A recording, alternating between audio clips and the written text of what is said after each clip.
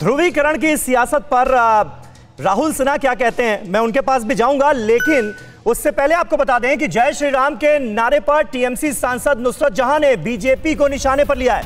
नुसरत जहां ने दरअसल एक ट्वीट किया इस घटना के सामने आने के बाद, और उन्होंने कहा कि सरकारी कार्यक्रमों में धार्मिक नारेबाजी करके ठीक नहीं किया गया। राम का नाम गले लगा के लो, ना कि गला दबा के, ये कह रही हैं टीएमसी की सांसद नुसरत जहां। ये देखिए नुसरत जहां का ट्वीट हम आपको दिखा रहे हैं। वो साफ तौर पर कह रही हैं कि राम का नाम गले लगा के लेना चाहिए, गला दबा के नहीं। टीएमसी की सांसद हैं नुसरत जहां, किस तरह से उन्होंने रिएक्ट किया है इस पूरे मामले पर, ये आप इस ट्वीट के जरिए समझ सकते हैं। राहुल सिन्हा हमारे साथ मौजूद हैं। राहुल, किस तरह से इस पूरे इंसिडेंट को आप देखेंगे, और कल जो कुछ भी हुआ, खास तौर पर ममता बनर्जी के इस अप्रत्याशित रिएक्शन के बाद, क्या लगता है ये 70% बनाम 30% की लड़ाई जो है, ये इस बार बंगाल के चुनावों में और ज्यादा नजर आएगी?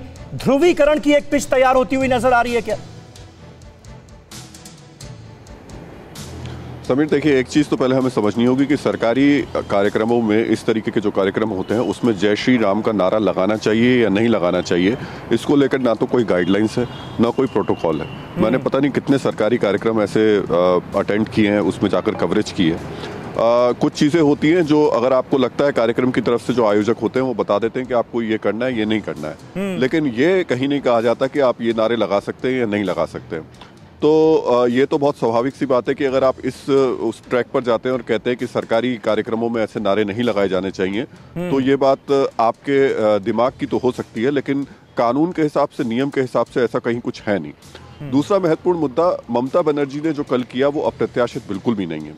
इस वजह से नहीं है क्योंकि पिछले लंबे वक्त से जय श्री राम बंगाल की राजनीति में एक महत्वपूर्ण भूमिका निभाता नजर आ रहा है। ये जो वाक्य है, ये जो नारा है, ये जो उद्घोष है, ये बंगाल में अब आपको जगह जगह सुनाई दे रहा है, दिखाई दे रहा है, और उसका सबसे महत्वपूर्ण पार्ट ये है कि लोगों को, खासतौर से बीजेपी के कैडर को, ये समझ में आ रहा है कि जब जब वो इस बात को तेजी से उठाएंगे, सड़कों पर इस तरीके के उद्घोष करेंगे, ना सिर्फ उनके वोटर कंसोलिडेट होंगे बल्कि टीएमसी में इसको लेकर के बेचैनी बढ़ेगी, क्योंकि तृणमूल कांग्रेस इस बात को अच्छी तरीके से जानती है कि पोलराइजेशन इसके जरिए बहुत अच्छी तरीके से हो सकता है, और खास तौर से जो हिंदू वोटर्स हैं वो कहीं ना कहीं एक साथ इसको लेकर के जुड़ रहे हैं। आप ध्यान दीजिए कि कल जब प्रधानमंत्री पहुंचे हैं नेताजी भवन में, उस वक्त सबसे पहला जो उद्घोष हो रहा था, सबसे पहला जो नारा लग रहा था, वो जय श्री राम का ही लग रहा था। और इसमें भी जैसे प्रधानमंत्री अंदर जाते हैं और कैलाश विजयवर्गीय खासतौर से बाहर निकलते हैं, तो उन्हें लेकर के ये नारेबाजी और ज्यादा तेज हो जाती है। लेकिन यहाँ समीर, सवाल ये नहीं है कि जय श्री राम का नारा लगा देने से क्या किसी का अपमान हो रहा है या फिर किसी को जानबूझ कर चिढ़ाने की कोशिश की जा रही थी। महत्वपूर्ण मुद्दा यह है कि बंगाल की सियासत में आने वाले वक्त में